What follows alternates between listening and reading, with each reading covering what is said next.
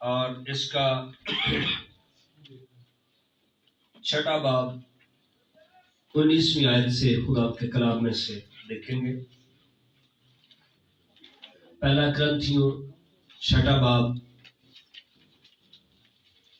आयत नंबर 19 से खुदा के कलाम में से हम देखते हैं, बल्कि 18 से यह आयत शुरू होती है। दो चीजों का कंपैरिजन है, मुकाबला है, और लिखा है हरामकारी से भागो। जितने गुनाह आदमी करता है वो बदन से बाहर है, मगर हरामकार अपने बदन का भी गुनहगार है। क्या तुम नहीं जानते कि तुम्हारा बदन रूहुल कुद्स का मक़दस है जो तुम में बसा हुआ है और तुमको खुदा की तरफ से मिला है, और तुम अपने नहीं क्योंकि कीमत से खरीदे गए हो। बस अपने बदन से खुदा का जलाल जाहिर करो। हालेलुया। अपने बदन से खुदा का जलाल जाहिर करो। तो यहां पर दो चीजों का मुआजना किया गया है। एक यह है कि एक ही बदन है और इसमें गुनाह भी बसना चाहता है और खुदा का पाक रूह भी रहना चाहता है। ठीक है। अगर हम गुनाह को अपने बदन में रखते हैं फिर बंदा किस तरह का हो जाता है। लेकिन अगर आप खुदा के पाक रूह को अपनी जिंदगी में जगह देते हैं फिर इंसानी जिंदगी कैसी होती है।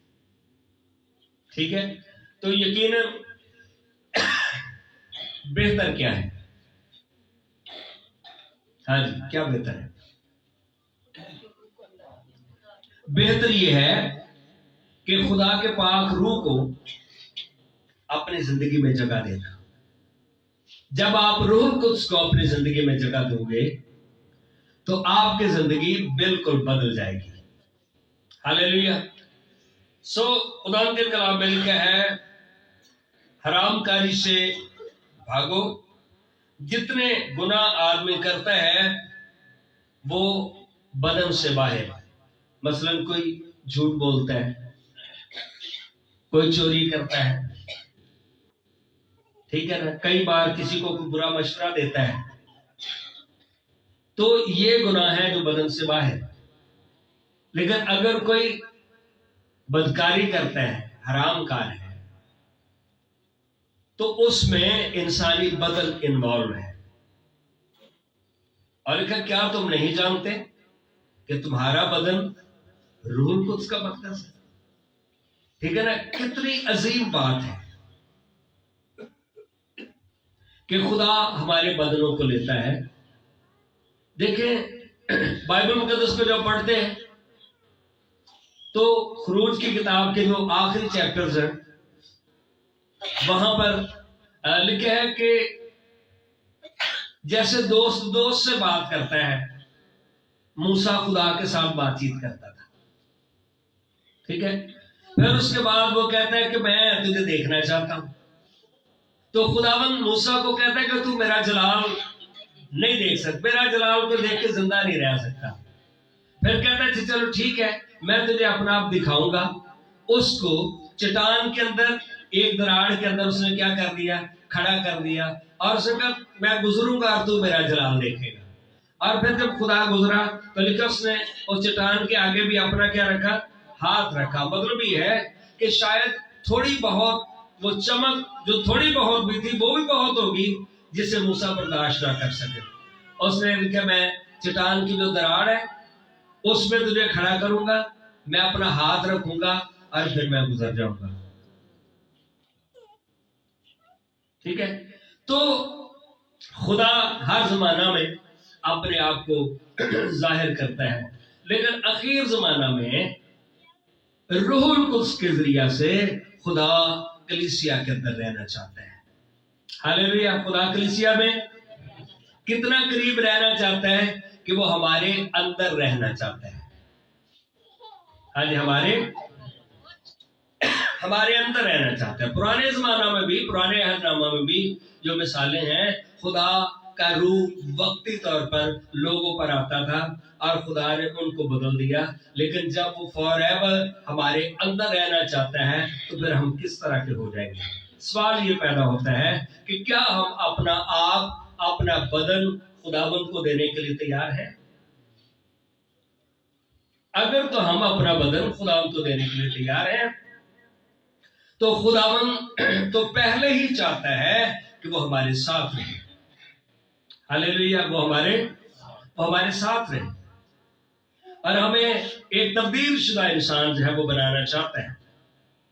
खुदा के एक बहुत अजीम खादम डेविड पॉल योंगेचू, जो इस सदी का बहुत बड़ा खुदा का खादम गुजरा है, कुछ साल पहले उनकी डेथ हुई है पॉल योंगेचू की। तो वो कहता है कि इतनी बड़ी तहरीक, इतनी बड़ी चेंज कोरिया के अंदर, कोरिया अभी भी दुनिया का सबसे बड़ा चर्च है, बड़ी कलीसिया है, दुनिया की सबसे बड़ी कलीसिया। तो वो कहता है कि रूह कुदस जो है उसे आपको अपना पार्टनर बनाना पड़ेगा। क्या बनाना पड़ेगा? पार्टनर बनाना पड़ेगा। उस पार्टनर में आपकी पोजीशन कौन सी होगी? एक होता है, जैसे मुख्तलिफ पार्टनर होते हैं जब बिजनेस करते हैं, उसमें कुछ होते हैं जो साइनिंग अथॉरिटी होते हैं, जो साइन कर। पार्टनर तो कई हो सकते हैं, लेकिन कुछ होते हैं जो साइन कर सकते हैं, जो लेन देन में चेक्स के ऊपर उन्हीं के साइन होते हैं। तो योगेश कहते हैं कि आपको उस पार्टनर्स में पहले नंबर पर नहीं, आपको दूसरे नंबर पर रहना पड़ेगा। कहां पर रहना पड़ेगा? अगर आप दूसरे नंबर पर रहने को तैयार हैं तो फिर देखेंगे खुदा, क्योंकि फिर नंबर 1 जो है, फर्स्ट पार्टनर जो है वो रूहुल कुद्स होगा। हालेलुया। फिर मर्जी रूहुल कुद्स की चलेगी। तो जब तक हम इस तरह से चलेंगे कि रूहुल कुद्स हमारी जिंदगी में पार्टनर नंबर 1 हो, तो फिर तरक्की होगी, फिर वो कुछ होगा जो खुदा चाहता है। हालेलुया। दूसरा खुदा के खादम जो दुनिया में बेदारी लेके आए, रीस हावल्स उसका नाम है। वो कहता है मैंने ईमान की आंखों से रूहुल कुद्स को देखा। कैसे देखा? ईमान की। रूहुल कुद्स का कोई बदन नहीं होता। जैसे कलमा है, बेटा है, वो यीशु मसीह की सूरत में मुजस्सम हुआ। खुदा जो है, ठीक है, जैसे मैंने मूसा की मिसाल दी, मूसा की कमर जो है उसने देखी, नीलम की चौकी पर खुदा के पांव भी देखे गए, चेहरा खुदा ने नहीं दिखाया। लेकिन रूहुल कुद्स का कोई नाम नहीं, उसका नाम सिर्फ रूहुल कुद्स ही है, क्योंकि उसने जिस्म इख्तियार नहीं किया। अब वो जिस्म हमारा इस्तेमाल करना चाहता है। हालेलुया। इसी तरह से इब्लीस जो है वो भी इंसान का ही जिस्म इस्तेमाल करना चाहता है। अगर आप इब्लीस को मौका देंगे तो वो हमारे बदन को जहन्नम में ले जाएगा, लेकिन अगर रूहुल कुद्स को मौका देंगे तो वो इस बदन को जलाली बना देगा। फैसला जो है इंसान का है, फैसला इंसान का अपना है कि वो क्या बनना चाहता है। तो यहां पर भी लिखा है, क्या तुम नहीं जानते कि तुम्हारा रूह, तुम्हारा बदन रूहुल कुद्स का मकदस है जो तुम में बसा हुआ है। कई बार रूहुल कुद्स हमारी जिंदगी में होता है और वो रंजीदा होता है। कब? जब हम मसीही होते हुए दूसरों को मुआफ नहीं करते, जब हम मसीही होते हुए मुतकब्बर होते हैं, जब हम मसीही होते हुए दूसरों से जेलसी करते हैं, जब मसीही होते हुए हम जो है बदकलामी करते हैं, मसीही होते हुए दूसरों को नुकसान पहुंचाते हैं, रूहुल कुद्स तो हमारे अंदर आ जाता है, लेकिन वो फिर रंजीदा होता है। तो दाऊद यही कहता है ना कि खुदावन मुझे अपने हजूरी से जुदा ना करना, रूह कुदस मुझसे ले ना लेना, हिक ना अपने अगों रूह ना मैथों ले तू, बेखुदा तू दिल दी चाहता है सच्चाई ज़बूर के अंदर लिखा, अपना रूह मुझसे जुदा ना करना। मतलब यह है कि जब रूह कुदस जुदा हो रहे बंदे से, फिर वो किसी काम का नहीं, वो मिट्टी है बस। लेकिन जब रूह कुदस दाऊद के साथ है तो वो खुदावंद की फौजों में हीरो है। हालेलुया। रूह कुदस हमारी जिंदगी के अंदर कैसे अजीम काम करता है। हिजकिय्याह की किताब में भी इसके बारे में लिखा है, और लिखे वो तुमको खुदा की तरफ से मिले और तुम अपने ने, ग्रंथियों का हवाला में पढ़ रहा हूं, तुम अपने मतलब ये कि आपका अपना कुछ भी नहीं, आपकी अपनी मर्जी नहीं चलेगी। फिर मर्जी किसकी चलेगी? रूह कुदस की चलेगी, क्योंकि कीमत से खरीदे गए हो। बस अपने बदन से खुदा का जलाल जाहिर करो। हालेलुया। अपने बदन से, तो ये जो बदन है हमारी अपनी मर्जी के लिए नहीं है, ये जो बदन है फिर खुदावंद के जलाल के लिए है। जब खुदावंद के जलाल के लिए ये बदन हम खुदावंद को पेश कर देंगे तो फिर ये दुनिया खूबसूरत हो जाएगी। हालेलुया। दुनिया खूबसूरत हो जाएगी। हिजकिय्याह 36वां बाब और उसकी 27वीं आयत में लिखा है, यहां पर गोश्तीन दिल की 26वीं आयत पढ़ते हैं। हिजकिय्याह 36वां बाब आयत नंबर 26 में लिखा है, और मैं तुमको नया दिल बख्शूंगा।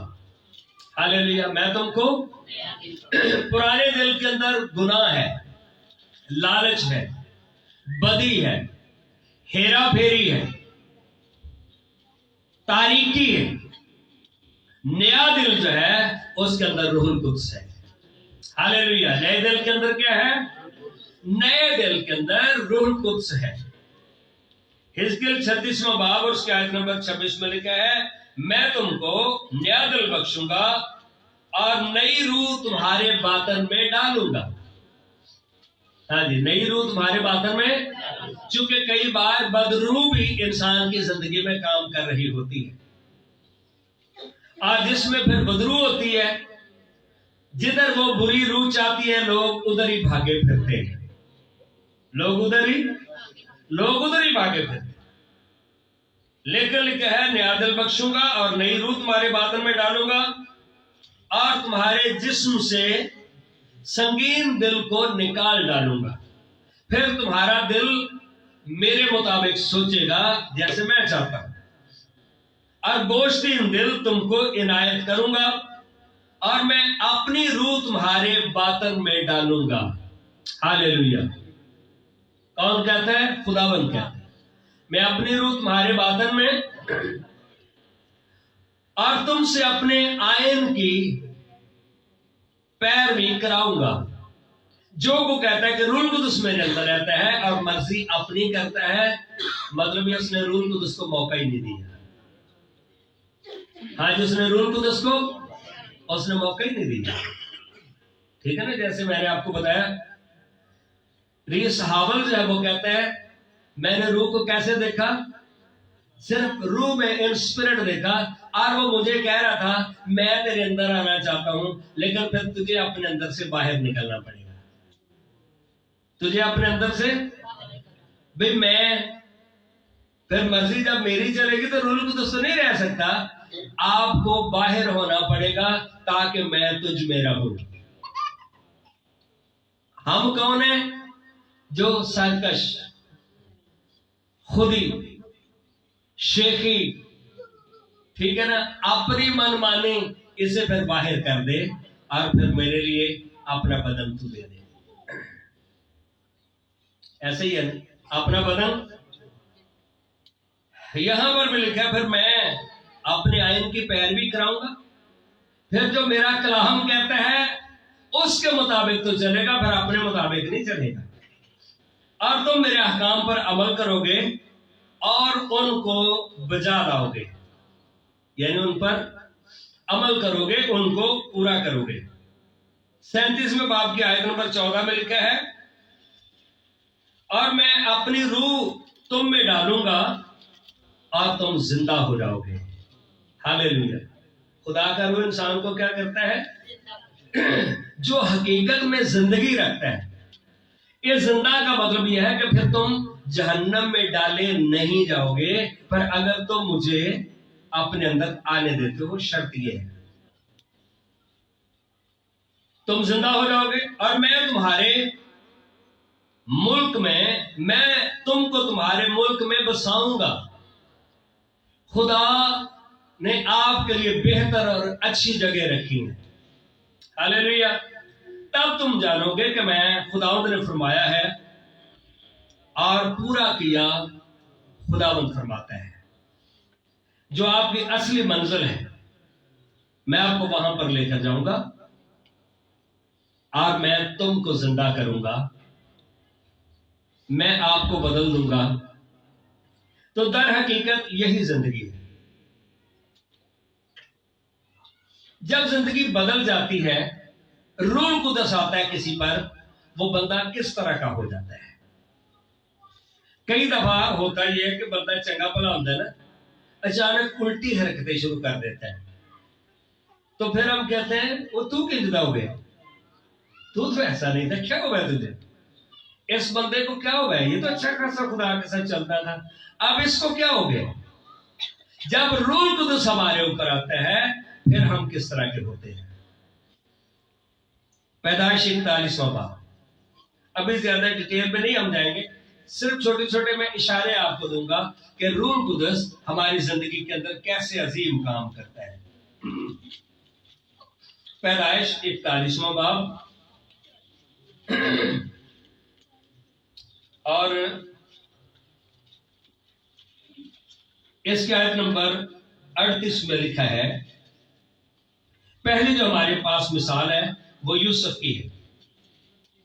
लेकिन सो फराउन ने अपने खादमों से कहा, क्या हमको ऐसा आदमी जैसा ये है जिसमें खुदा की रूह है मिल सकते हैं? पूरा मुल्क एक तरफ और एक बंदा जिसके ऊपर खुदा का रूह आता है वो एक तरफ। स्टेटस क्या था यूसुफ का? एक गुलाम के तौर पर मिस्र की मंडी के अंदर बिका हुआ शख्स। लेकिन खुदा के रूह को यूसुफ ने अपनी जिंदगी पर मौका दिया। बादशाह कहता है कि जिस तरह का ये बंदा है, ऐसा बंदा और को मिल सकता है? ऐसा बंदा और कोई ठीक है ना, क्या मिल सकता है? और फराउन ने यूसुफ से कहा, चूंकि खुदा ने तुझे ये सब कुछ समझा दिया, इसलिए तेरी माने दानिश्वर और अक्लमंद कोई नहीं। रूह कुदस बेवकूफों को अक्लमंद बनाता है। हालेलुया। लेकिन अगर कोई रूह कुदस को अपनी जिंदगी में काम करने का मौका दे, एक कैदी, एक गुलाम मिस्र का वजीर आजम बन गया। हालेलुया। तो ये रूह कुदस का काम है। मूसा के बारे यशाया की किताब में देखें। मूसा के बारे में यशाया 63वां बाब। खुदा का पाक रूह हमारी जिंदगी में करना क्या चाहता है, लेकिन कई बार बहुत ज्यादा वक्त हम दुनियावी कामों में, फजूलियात में, ठीक है ना, एक ही बात मैं बार बार कहता हूं, फिर किसमें? हाँ जी, फिर मोबाइल में इतना वेस्ट टाइम। लेकिन अगर थोड़ा सा वक्त हम रूह कुदस को भी दें, खुदा मेरी जिंदगी में, हालेलुया, जिंदगी बदल जाएगी।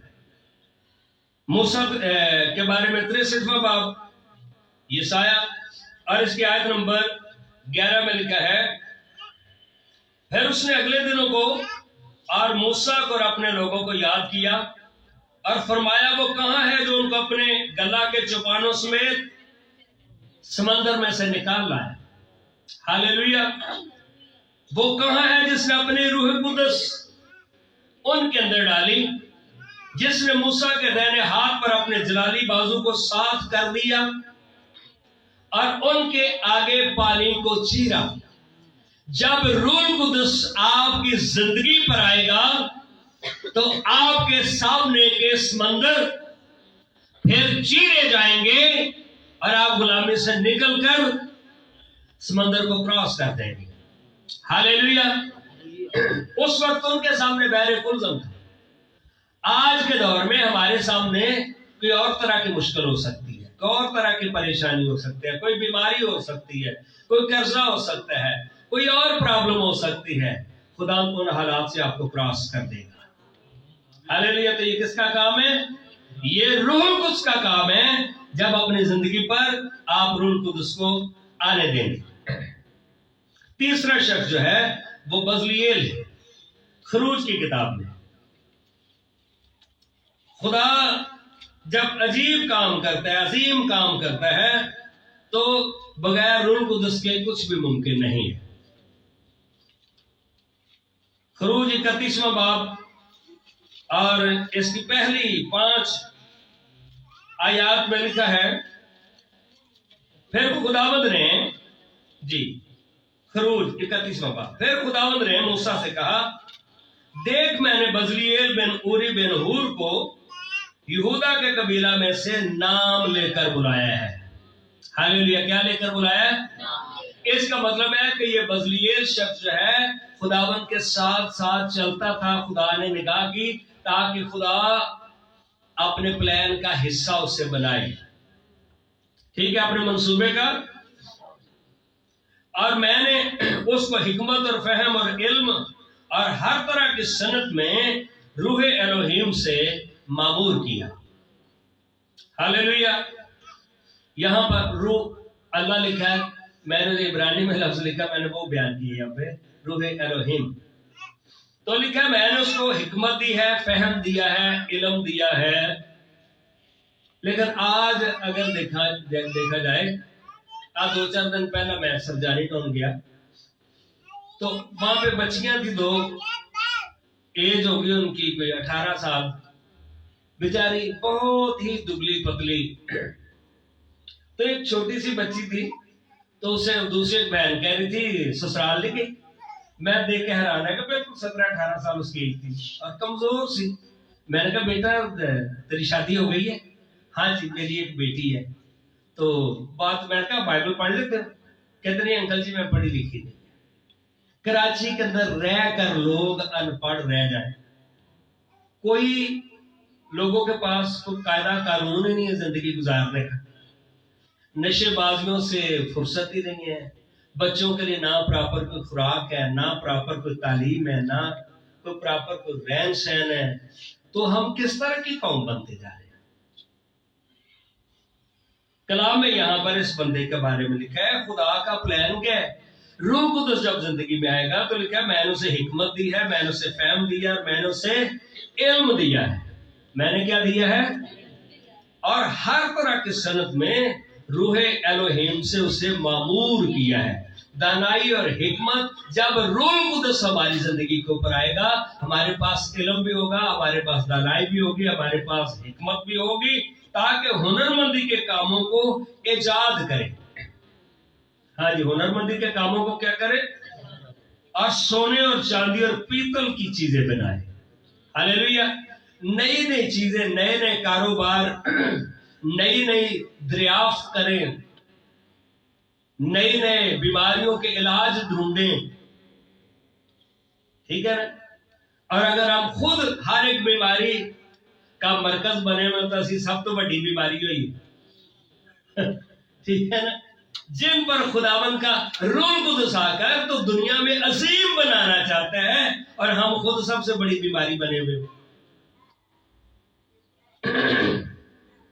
और पत्थर को जड़ने के लिए काटे और लकड़ी को तराशे, जिससे सब तरह की कारीगरी के काम हो। हालेलुया। हर एक काम में जो जो बंदा है वो माहिर हो, कि दुनिया उनकी हिकमत और दानाई का मुकाबला न कर सके। यीशुआ के बारे में लिखा है कि खुदावंद का रूह कुदस जब उसके ऊपर आता है तो वो फिर फतह करता जाता है। हालेलुया। जिदौन के बारे कदात की किताब में लिखा है, उसके ऊपर खुदा का रूह कुदस जोर के साथ आया। आमीन। फिर उसने जब आवाज बुलंद की तो उसकी आवाज पे 30,000 लोग जमा हो गए। हालेलुया। इसी तरह से इफ्ता जलादी के बारे में लिखा है, इफ्ता जलादी के ऊपर जोर से रूह कुदस नाज़िल हुआ ताकि बनी इस्राएल को गुलामी से छुड़ाए। हालेलुया। तो ये रूह कुदस है जो काम करता है।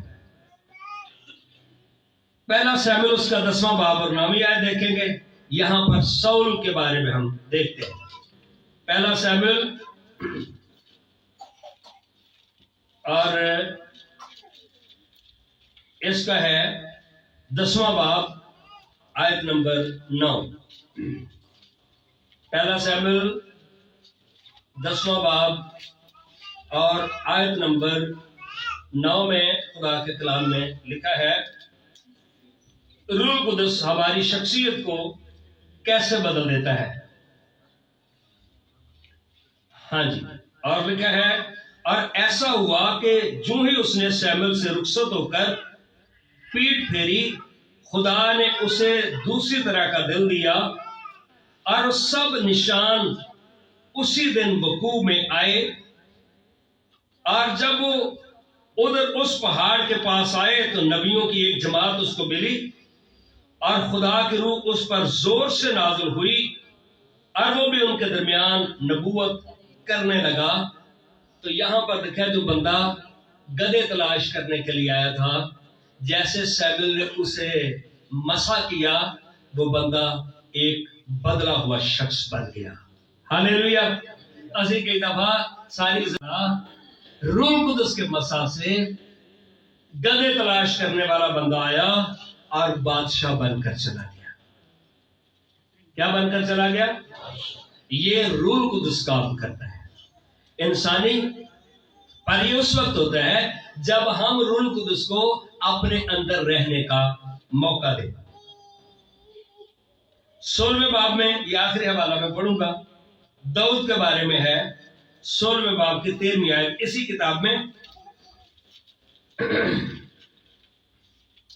और लिखा है, तब शमूएल ने तेल का सींग लिया और उसे उसके भाइयों के दरमियान मसा किया और खुदावंद की रूह उस दिन से आगे को दाऊद पर जोर से नाज़िल होती रही। खुदा के बंदा ने उस पर हाथ रखे, उस पर तेल उंडेला और वो शख्स अपना बातन उसने खोल दिया खुदा की हजूरी के लिए और एक बदला हुआ शख्स दाऊद बन गया।